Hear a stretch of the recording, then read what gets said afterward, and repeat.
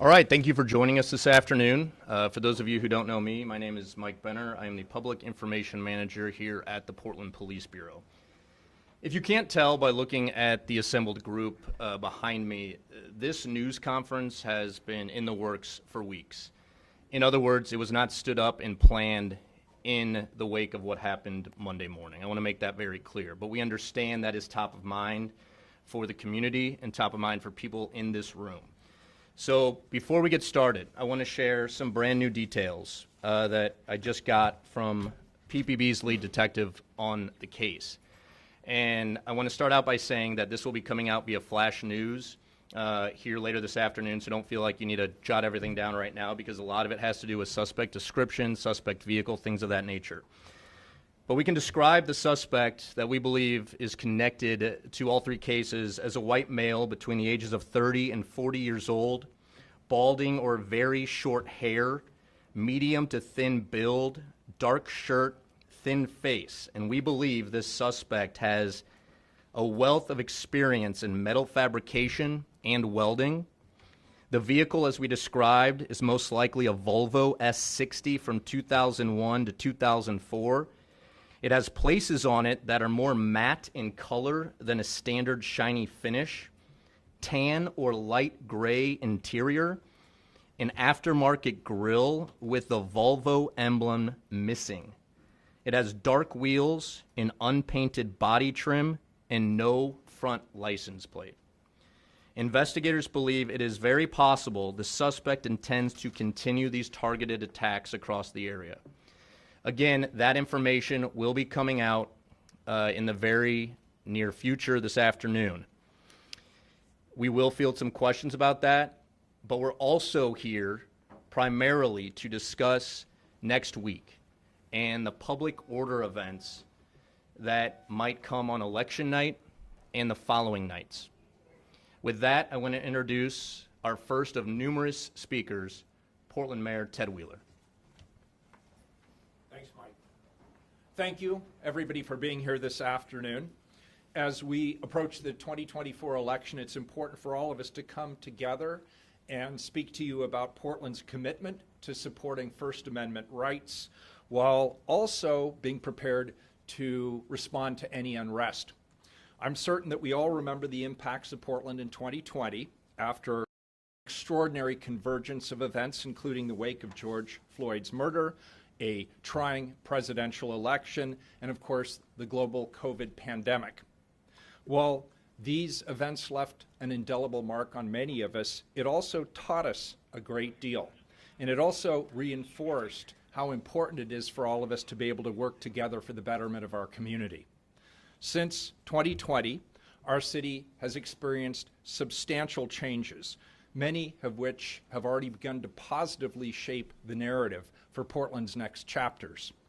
Transitioning into our new government structure has strengthened our ability to respond holistically to the needs of our community and leverage the systems and the tools that we did not have in place in 2020. In short, we're in a very different position today than we were back then. As you're going to hear from many of our speakers, we now have a diversified, unified command team with a broader emergency management focus that includes a wide variety of local, county, state, and federal partnerships. We've been working for months on extensive and collaborative multidisciplinary planning to ensure comprehensive preparedness for multiple specific scenarios. And we have a strong alignment amongst leadership regarding our goals and expectations during any public demonstration. This alignment is grounded in strong support for lawful exercise of First Amendment rights, while also recognizing our broader obligation to ensure public safety for the entirety of the community. We all deeply believe that our community's right and ability to exercise free speech is paramount, and I also believe the vast majority of Portlanders want us to come together in a way that does so peacefully. And while I'm hoping it won't be necessary, we are prepared to interdict criminal behavior if it should occur. We stand together today to demonstrate these commitments and ensure that the community knows that we're united, both in our efforts as well as in our expectations. We will do everything possible to protect people's First Amendment right to demonstrate peacefully, but we are also prepared to address anything that is related to criminal destruction or violence. I'm pleased to have representatives from the Unified Command Team here this afternoon to speak more about these efforts and ensure that you know what to expect and how you can find additional information. And with that, I'll turn it over to our next speaker, Chief Day of the Portland Police Bureau. Thank you, Mayor. Chief? Thanks. Thank you. I'm regularly asked two questions almost daily since I started a year ago. One is, what's going to happen on what's going to happen during the week of the elections? I can tell you for the last year, the Police Bureau and the city, under the mayor's leadership and guidance and support of council, has been diligently working towards a level of preparation that I have not seen in my over 30 years of service. We've committed numerous resources to be able to support whatever is needed next week. And it's not just a matter of the Portland Police Bureau, but as represented by the men and women standing behind me, the regional, state, and even federal partnerships are stronger than they've ever been. And there is a unified understanding and belief, as the mayor said, that we want people to be able to express their First Amendment rights, but that we expect them to do those within the law. And we will do everything we can to facilitate that through our outreach workers, through our bike teams, through our various resources and communication that we'll be sharing on a regular basis. But I am so grateful for the support and the unification we have around this message. We've had numerous conversations with business leaders and community leaders, some of which you're going to hear from shortly. And that's really the second reason, the second question that I'm asked regularly is why in the world I would come back at a time like this. And it's to be a part of something like this.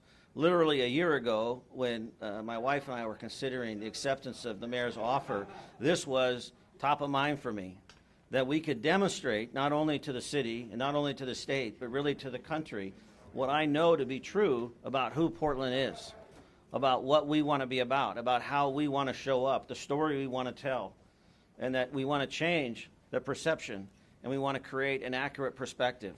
And that's what's happening here. I'm thankful for the men and women of the Police Bureau who are going to be accepting the cancellation of all their days off and time next week as we all work 12-hour days to maximize our resources. I'm grateful for the other regional law enforcement partners that are going to support us in that effort. We will be providing information through our Joint Information Center and trying to be as transparent and consistent and as current as we can. We are partnering with numerous other comms departments, communication departments, and various bureaus and other agencies. And as the mayor mentioned, finally, our unified command approach. This is not just a PPB-led effort. We're going to have, in a moment, I'll be introducing Shad Ahmed. He's our director from the Bureau of Emergency Management. We, of course, are working with fire. We're working with city leaders and really have the entire city at our disposal to be successful. So I'm really grateful for this chance to be a part of this. It's a chance for us to tell a different story about Portland and to continue to build upon the renewal that's happening every day in our city through our city leaders and through our community partnerships. Director Ahmed.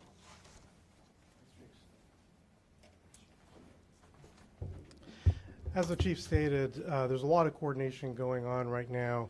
The Portland Bureau of Emergency Management is coordinating across city services, community organizations, businesses, government. And emergency management is just a way of linking agencies together to make sure we're operating on the same page with the same information and really ensuring a streamlined response. As you'll see today, the city is coordinated across jurisdictions to ensure we are prepared for a variety of possibilities. And as the mayor said and the chief said, the city supports the peaceful expression of free speech, but there will be no tolerance for criminal activity. Federal, state, and local agencies, as has been shared, we are all in unified command structures that will ensure we are coordinated and ready to respond in the event that civil unrest occurs. We are actively monitoring. We will be ready to respond quickly and professionally should anything occur in the coming weeks. We're also working with businesses. We really want to ensure businesses are ready to serve and prepared and able to serve the community with minimal disruptions. So we're working with business partners as well. And just want to stress overall, Portland's emergency response framework is really built for this moment. As you heard from the mayor and the chief, we've spent a lot of time, invested a lot to getting to where we are today. We are united, prepared, and ready to provide a safe environment for all Portlanders. Thank you. And I will introduce the sheriff, I believe, is next. Good afternoon. I'm Nicole Morrissey O'Donnell, Multnomah County Sheriff. First, I want our community to know that the Multnomah County Sheriff's Office is committed to ensuring a safe and secure elections process. As with past elections, we are working closely with our elections office and our law enforcement leaders, and we have been for months leading up to Election Day, so voters can feel welcome and safe at all of our ballot drop sites. During the election period, we're deploying several resources, including uniformed and non-uniformed deputy sheriffs in marked and unmarked cars across our county, so they can be available to respond to any incident as well as identify any concerns or activity that could be concerning across these locations. Staffing our main elections office with uniformed facility security officers who are welcoming voters, and they're also creating a physical safety presence during the business hours and ensuring that we have multiple resources to be available and in collaboration with all of our public safety partners and law enforcement partners to be able to respond if called upon. Any voter intimidation, disruption, blocking of access, or vandalism of these sites will not be tolerated. We will work swiftly. Any crimes that are reported to us will be fully investigated in coordination with our law enforcement partners as well as with our federal partners when it's appropriate. I want our community to know that all of us here today have been working together to develop strategies and responses for keeping downtown and the surrounding areas safe should any demonstrations occur. I fully support the rights to assemble and to free speech, and we are equally committed to keeping our whole community safe. Acts of violence or criminal activity are unacceptable, and we together are prepared to respond quickly to ensure those who engage in criminal activity are held accountable. The community is truly our force multiplier, and we can't say this enough. If you see something, say something. Elections are fundamental to a healthy democracy, and safety is key to a healthy and thriving community. Thank you, and I will now turn it over to District Attorney Mike Schmidt.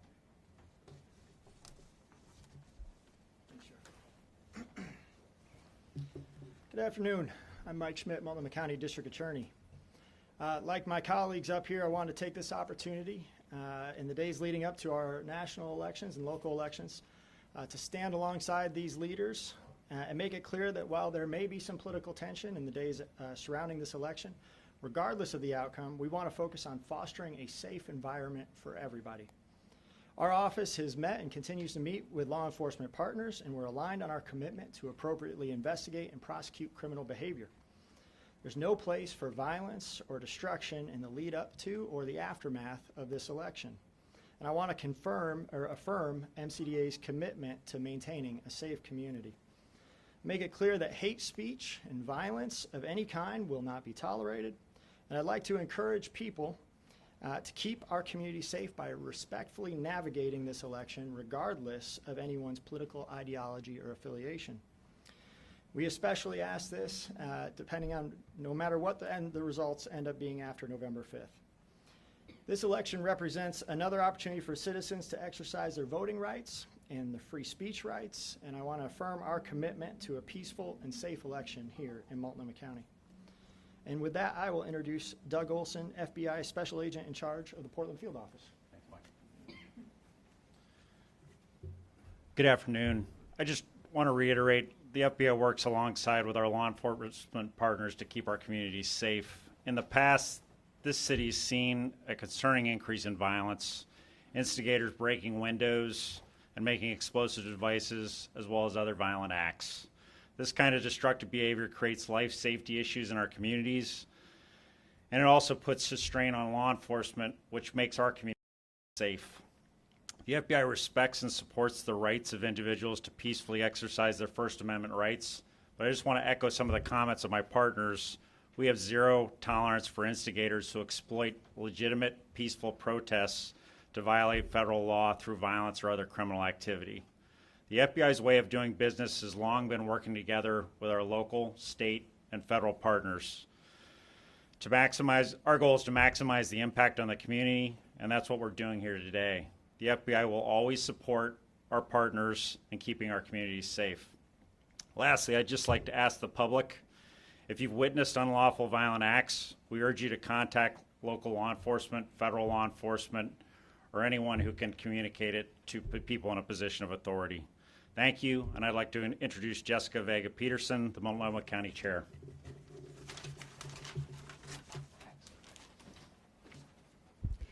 Thank you. Multnomah County is the government responsible for our local elections, and we are committed to the fundamental protection of our democracy. Keeping this election free, fair, and safe is a coordinated effort that involves the many leaders here today and many more across all of our governments and offices. I want to thank everyone for everything that this community is doing to be prepared for whatever might come our way. As Election Day nears and our community continues to vote, there may be moments of uncertainty, heightened emotions, or unusual events like the one that took place on Monday. Elections experts, law enforcement, and partners here in Multnomah County are ready to respond. We continue to be ready for whatever occurs in the next several weeks. I am grateful for the essential hard work of the people who ensure we have fair, accurate, accessible, and transparent elections, especially when we see events like Monday or false claims of rigged elections and illegal voters, which are scare and avoidance tactics. Tim Scott at Multnomah County Elections and his counterparts in law enforcement have decades of experience fine-tuning, scenario planning, and improving our election system to ensure voter integrity and voter and worker safety. This is absolutely critical in every election, and especially this election. Following the events of October 28th, the Portland Police Bureau has asked officers to provide increased awareness and patrols of drop sites, and we at Multnomah County are taking extra measures to ensure the frequency of patrols day and night. We will continue monitoring the situation and will provide any additional resources needed to protect this election. This preparation will pay off post-election when we will be prepared across many systems to support this community and keep everyone safe. We stand together today to say that nothing happens between now and Election Day should keep you expressing yourself with your vote. Our democracy depends on you, and you can depend on us to keep this process safe and secure. The best thing you can do to support our election workers is to vote early, so please keep those ballots rolling in. As of yesterday, we had received ballots from 22% of the Multnomah County electorate, and we're seeing high numbers by mail and in drop boxes. I ask you to continue every effort to vote and vote early if you can. Everyone at Multnomah County is working to make sure that this election season is a powerful demonstration of our shared values, showing that it's possible to engage in our democratic process while maintaining respect for one another in our community. On and post November 5th, that is the ask of you, to please demonstrate peacefully, but know that violent behavior, illegal behavior will not be tolerated. Now I am pleased to invite Dr. Vernon Baker, a representative from the Communities Advisory Group, to provide thoughts on this election. Hello, my name is Vernon Baker, and I'm one of the co-chairs for the Coalition of Advisory Groups. Layla Hijab, who's our other co-chair, she was feeling under the weather, so she's not here. CAG started in 2020, and its purpose is to enhance collaboration and support among duly recognized police advisory groups in the city of Portland, enhancing their ability to act as an avenue for collective community input to the Portland Police Bureau. The city leadership regarding policies, directives, and programs involving public safety. These advisory groups consist of the African American, Asian, Pacific Islander, American, Latino, Muslim, and Slavic. With the election approaching, it's very important for us to recognize and understand that safe elections and having the ability to vote make your vote count in a way that will enhance your beliefs and your values is important, but also of being safe. By bringing us into their plans, Portland Police Bureau has given us the opportunity to come together as a collective group to work alongside them with various issues and things that are taking place within our community. In addition, we would just like to emphasize the following, that voting is our civic duty and responsibility and also our opportunity, so we want everyone to vote. No matter what your party persuasion or ideology is, it's still important to recognize that we are neighbors and we live together, and it's always going to be important for us to work collaboratively together no matter what our personal persuasions are. Then finally, being that this is an election that in likes that we probably have never seen before and maybe never see again, but it's important to understand that even in disagreeing, we don't have to be violently disagreeable, or in the words of Rodney King, just can't we all get along? Because we recognize and understand that there's several differences of how we feel and believe, but at the end of the day, we have to stay together in order to survive. So we just want to say that we encourage everyone to be safe, be informed, and have a voice of reason, voice of hope, and a voice of optimism. And with that being said, we want to bring Andrew Hone, Portland Business Alliance, and Portland Metro Chamber. Thank you.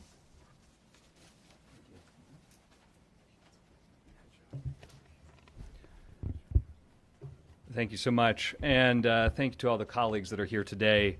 I'm here representing the business community of Greater Portland, and clearly proud of the incredible difference that the past 4 years represents to the vibrancy of our community. We are experiencing a resurgence. This summer, we welcomed 2.4 million people to our downtown every single month. That is more than we've seen since before the pandemic. Our hotels are filling up again. Occupancy rates are above 70% during the week and 80% on weekends. Levels we haven't seen since 2019. We are now considered one of the top 5 job markets nationwide.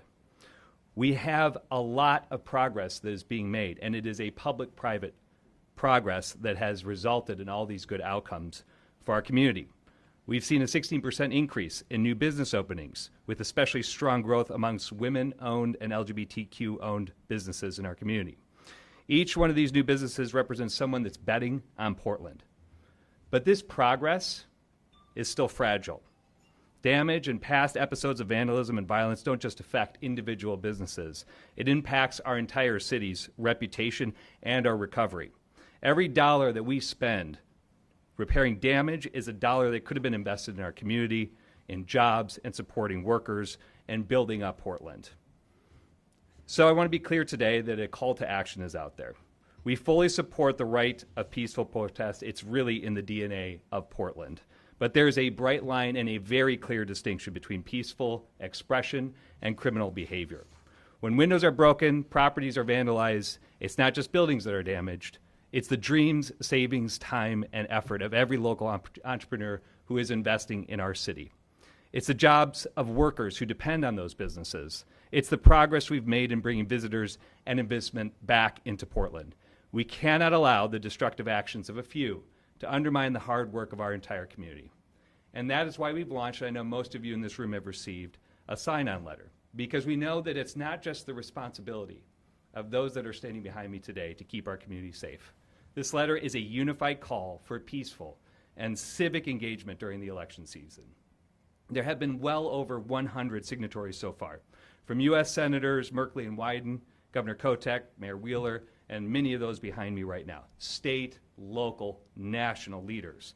Additionally, it's not just about business. Business has signed on, labor, criminal justice advocacy organizations, community-based organizations, environmental justice organizations from across the region and beyond. And it represents, frankly, an unparalleled coalition of voices from across Oregon that are sharing one clear and simple message.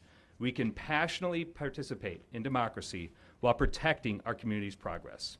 And it calls on all Portlanders and Oregonians to exercise their rights respectfully while supporting local businesses, resisting misinformation, and most importantly, looking out for one another during this important time.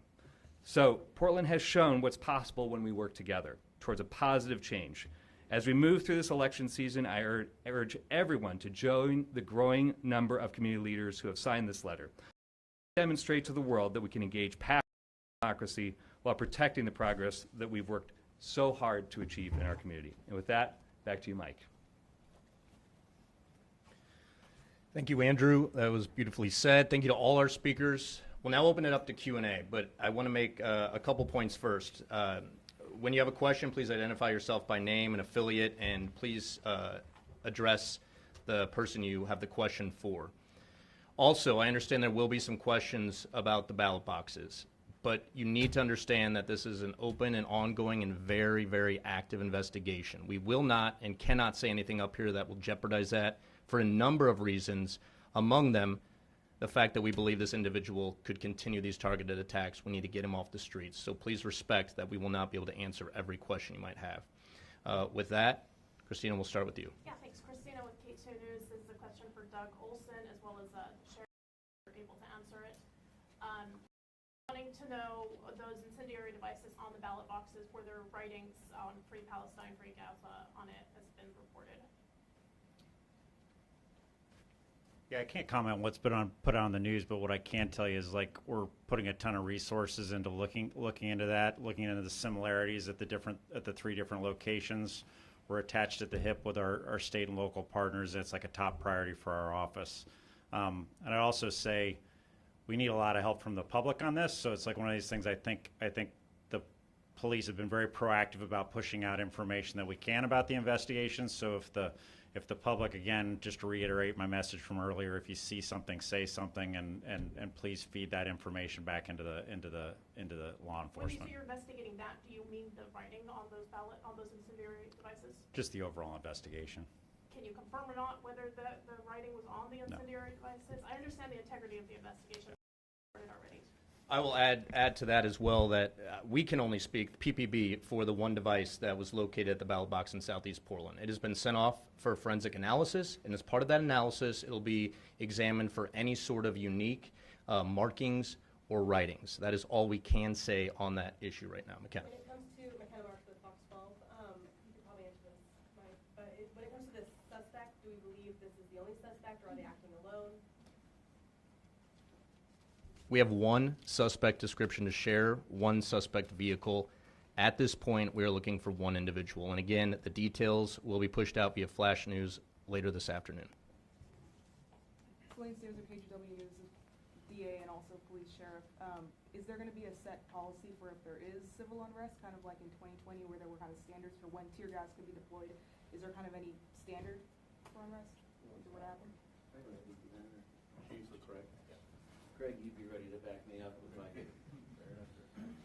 Since 2020, a lot of things have developed that provide really clear guidance for the law enforcement response to civil disorder. There's been state law as well as our own bureau directives that have been enhanced, done once again in collaboration with community and with Department of Justice. So I won't take the time to outline all of those, but I can assure you that lessons learned from then have been applied, and we've made sure that our policies and our actions are in alignment with legislative actions that were taken post-2020. Joel? My question is actually for police, so it could be Chief or you, Benner. Joelle Jones with Coin 6 News. My question is that the Department of Homeland Security confirmed to Coin 6 that they were in contact with law enforcement about potential threats leading up to the investigation, including the targeting of ballot boxes. My question is, was PPB did you receive any intelligence from the Department of Homeland Security? All right, I can address that. So like every law enforcement agency across the country, we receive bulletins, whether it's from Homeland Security, whether it's from DHS. Some of these bulletins are for situational awareness. Some are in regards to actionable intel. And what I mean by actionable intel is a bulletin that suggests a suspect, an ID, a date, a time, a manner, a place. I can confidently say we did not receive any sort of bulletins regarding actionable intel. It was all for situational awareness. Our officers are aware of it. I can probably speak for the sheriff's office. Their deputies are aware of this. None of this sort of stuff is a surprise. I mean, just look at the fire suppressant inside these boxes. They're meant to handle situations like we saw Monday. So no, we did not receive any sort of actionable intel bulletin. What we received was situational awareness. We are aware, and that awareness is now heightened. And other to this, but I can share that our officers will be providing extra patrols around ballot boxes in the wake of this as time and resources and workload allows. But again, that is just patrol. We will not be getting out of the car. We won't be stationing ourselves outside boxes. That is just something we will not and cannot do.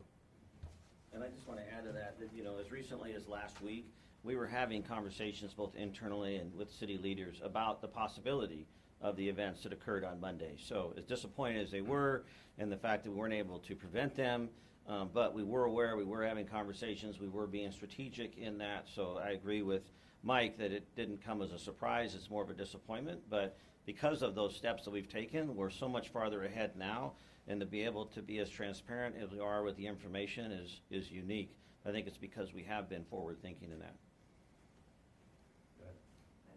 Associated Press, this is for Chief Day. Are police targeting any known threats or chatter specifically targeting Portland? And if so, what groups are behind that chatter and what groups are you most concerned about? Yeah, so, we are obviously very involved in the open source media like anybody else would be. So, we're out there paying attention, listening, engaging, working with our federal partners, our national policing agencies. I was just at a conference last week with the 80 largest police departments in the country. We were having this very conversation around election preparedness. In terms of specifics, I'm not aware of any particular group or organization. There are things being posted on social media regularly, and as Mike said, we have to vet that between situational awareness and actionable. We can't jump at everything, but we do have a dedicated team of professionals that are following those postings and information sharing at all time. But at this point, it's not as if there's a particular group, one or the other, that we're looking at. It's a really holistic approach that we're taking, and I think that's demonstrated by the people that are up here. This is unique. If you look around the country, what we're doing and how we're doing it is unique. It's something we should be proud of and something we should be grateful for. And it allows us to, I think, provide a more equitable approach towards these events. And we're not doing this because we believe something bad is going to happen. In the policing, our job is to mitigate risk. We can never going to eliminate risk, but we're not doing this because we believe something bad is going to happen. We're doing this because this is the right thing to do. This is the right thing for leadership and community to do, is to make sure that all of us can have a safe and reasonable and equitable election process, which is fundamental to our rights and democracy. Thanks. Chief Day, can you talk about this joint committee that you were talking about for Election Day? How long is that expected to be stood up? Do you guys have metrics for when it could be winding down? And is it expected to impact day-to-day policing in any way? Yeah, so, we're just going to have to play it by ear. We've canceled days off for the whole week. We're going to have all hands on deck for the entire week.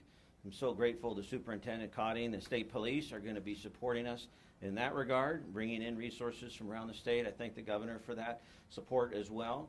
So we are prepared for an extended period of time, and if we have to go beyond that week, we will.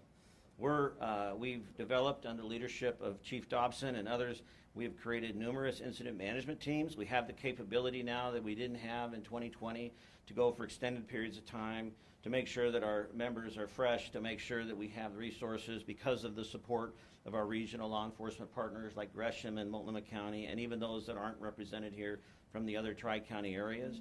So really, I feel comfortable that we are in a position for a sustained event if we have one. Obviously, if we are a few days into next week and we are able to demonstrate that we can do both, have the exercise of free speech and peaceful demonstrations, then we can begin to stand down. The final thing I'll say in terms of police staffing, the uniqueness about next week is we're going to have everybody working. There's going to be lots and lots of police visibility. And my direction has been that we will be out in the community. We are not going to be sitting in this room or sitting in roll calls or staging. We are going to be visible. We're going to be out and about.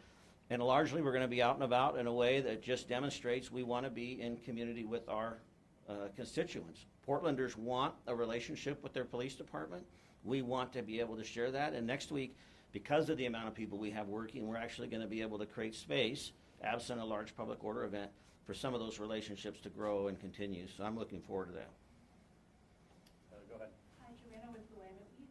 I'm just curious to hear what you might do differently now than you did in 2016 or 2020. I know you already mentioned a couple of different changes with the police staffing, but if there's anything else, and then on top of that, what the biggest concerns that you have going into next week are. Yeah, so, I mean, this is an example of it right now. Andrew Hone and I were talking beforehand, you know, some of this outreach and effort that would have been offered or could have been offered back in 2020 would have been rebuffed by various groups for a variety of reasons. And to see the diversity of unity that we have, diversity of unity, if I can use that term, is really unique. I mean, we have really across the board support. So that's one thing that's certainly significantly different for us at this time. You know, as I mentioned, the Portland Police Bureau has taken significant steps in the last 4 years, both with the independent review that was done, our partnership with the Department of Justice, and then our own self-critique and learning. The standing up of the rapid response team, the ongoing training, the transparency around that training. I mean, this month, I have to give hats off to Mike and his team. We have been communicating literally weekly with information, both internally and externally, and being as transparent as possible, and that's going to continue. So I think all of that, we've also sought, you know, outside counsel from other agencies, even international organizations, learning about crowd dynamics. I think all of that's going to feed us into next week. You know, folks, I'm not laying awake at night worried about next week. I mean, I really do believe, and I'm not Pollyannish, I'm not an optimistic kind of guy, but I'm a hopeful kind of guy, and I think next week is our time. Everybody's talking about Portland. Everybody's looking at Portland. Still, to this day, 4 years later, everybody wants to know how we're going to show up, how we're going to be, and I think this is our time, and it's represented by the great people all around this room. Will there be an event? There could be, but we're prepared for that. We're prepared for that. Mike? Mike with Channel 8. I'm not sure how to ask this, but in the past, there were many federal agents that came into the city and started policing on the streets of Portland and making arrests on the streets of Portland. Are there any plans that you know if they're here now, and have they been part of this planning process?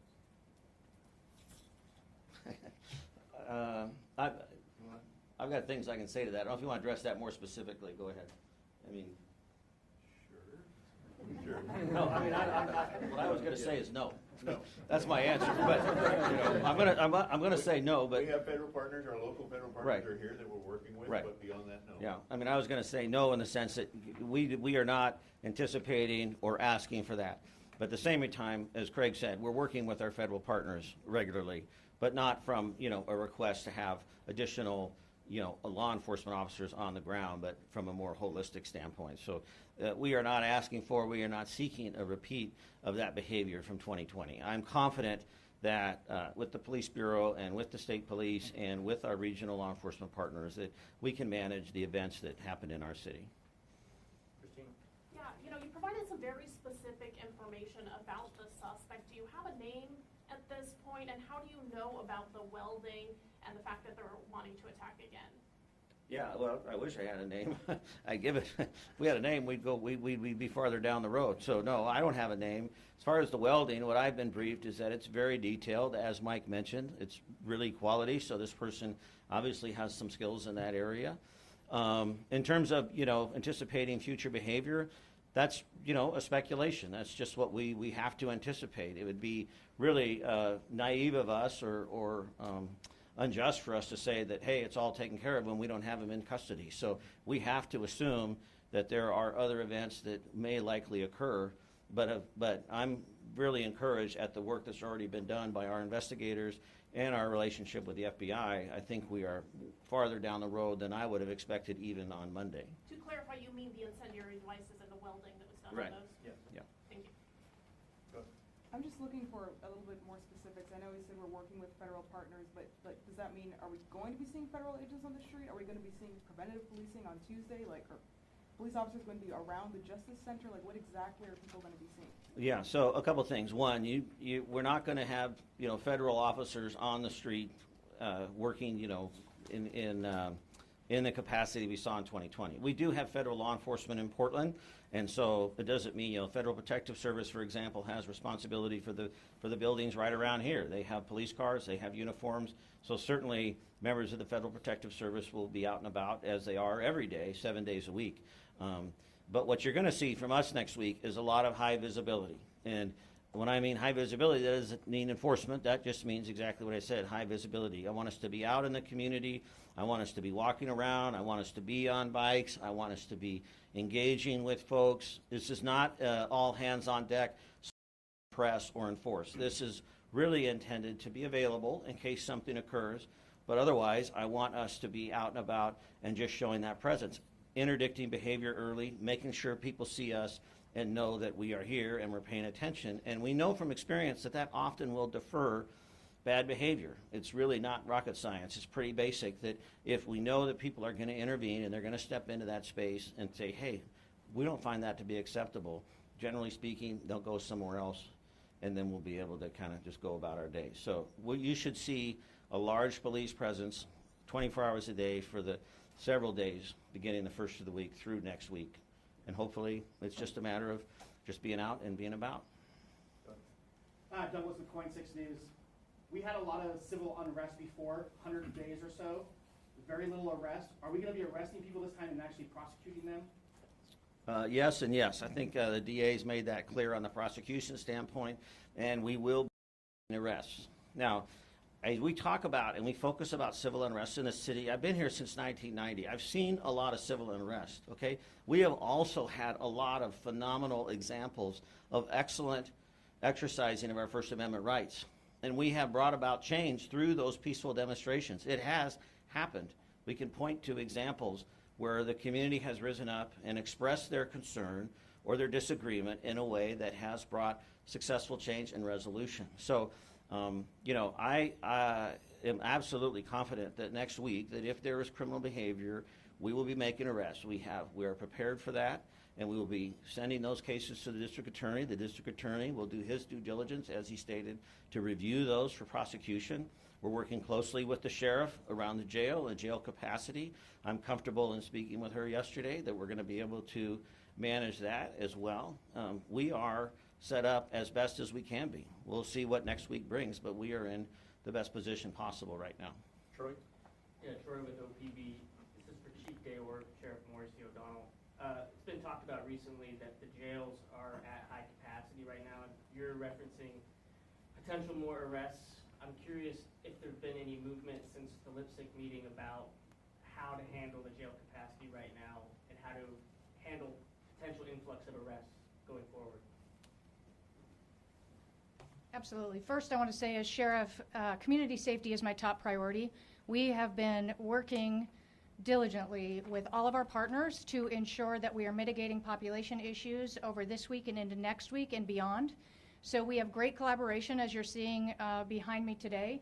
We have been working collaboratively on a multitude of issues, and this being one of them. So yes, we will have capacity and we will be available to support the work of our law enforcement partners.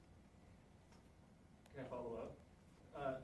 So how are you expecting to have capacity that soon? So every weekend, we do fluctuate in capacity based on what happens through the court process following a weekend. We're working with our jurisdictions that we may have individuals that we're holding for another jurisdiction to ensure that those are going to the proper jurisdiction, particularly during this time. And then we're working with our Department of Community Justice partners to evaluate holds and where people are within their stay at the Justice Center or Inverness Jail. Christina? Back to the Thanks, Christina with K2. Back to the Homeland Security Bulletin, and this is for any law enforcement agency. There was also a mention of specific groups, migrants and other groups as well. Are you doing anything to reach out to those communities and let them know and make sure that those communities are safe as well? Yeah, I can't speak to that bulletin specifically. Obviously, there's been a lot of information coming in, but what I can tell you is we have been very intentional in the last several weeks reaching out to as many groups as possible across the spectrum. You heard from Dr. Baker. We have a large representation of various groups, including immigrant and migrant groups that we meet with regularly. I've been meeting with them monthly for the last couple of months and sharing our details and where we're going and what we're about, and we really rely upon those advocacy groups to get out and touch others and bring that information back to us. So, that door is still open. We want to hear from people, If people have concerns in the community, we definitely want to be able to address those and speak to those and make sure that people know we are serving all Portlanders. This is really an inclusive effort, both in our approach to enforcement, but also in just our general service to make sure we have a good election season. Is there increased security in those communities at this point, especially around their ballot boxes? Well, the ballot box security and increased over security is obviously on the rise given the events from Monday, as you've already heard mentioned by the chair and by the sheriff. And I concur and support those. We are going to be doing the same thing. But there's, I don't know, somewhere north of 30 ballot boxes in the city of Portland. We want to make sure that they're all being well attended to. So whether it's in a specific location, if we have, once again, that actionable information versus information that's just awareness, we have to continue to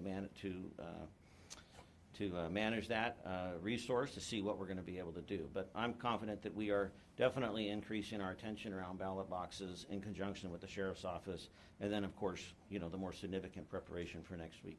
We have time for like 2 more, McKenna. Chief Day, I know, local businesses are already concerned about potential political unrest or civil unrest next week. Some already have plywood on their windows. I know you said you're not worried about this kind of stuff yet, but maybe a message to business community here in Portland. Yeah, and let me caveat, when I say I'm not worried, I understand that, I don't own a small business downtown. I'm very empathetic to the fact that they have an experience, they have a history.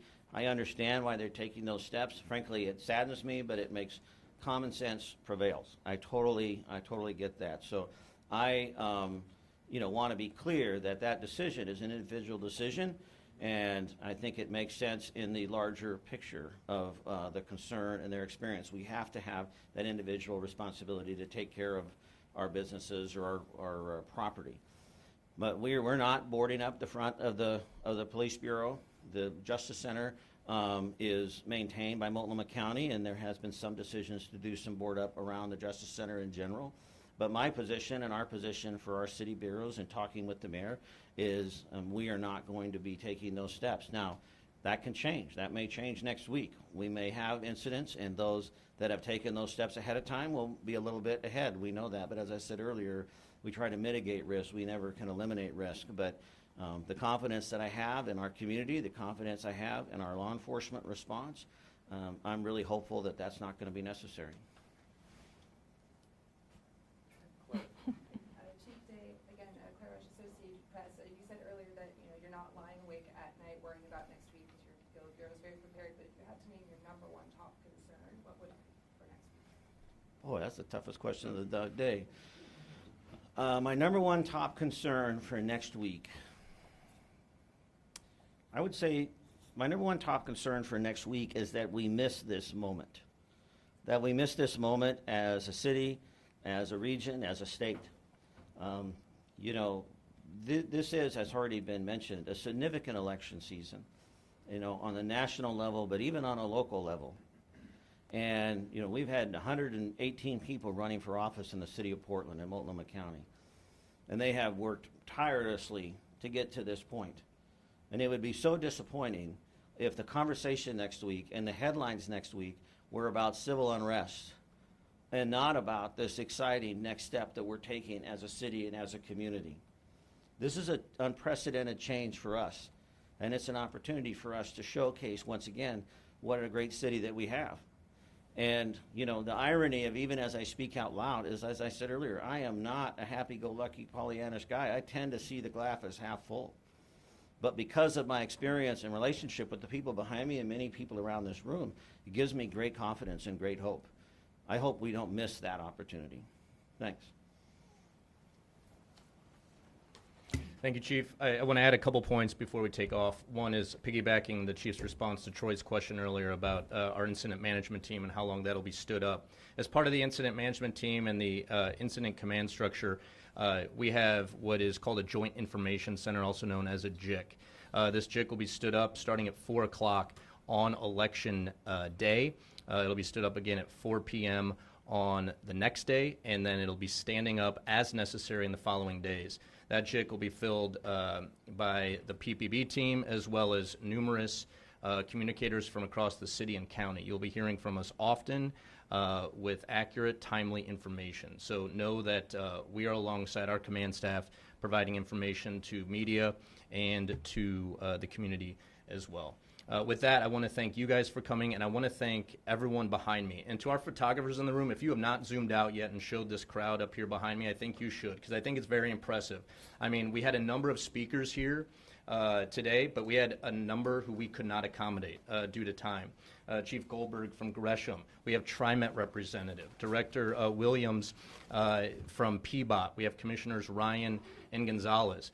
I think it's safe to say, and I think people in this room know, there are people up here who have disagreed on a number of issues in recent years, but we stand united in our call for a peaceful and lawful election week that is absent of any sort of criminal behavior that's going to harm this community and set this city back. With that, I want to thank you for coming and have a great rest of the day.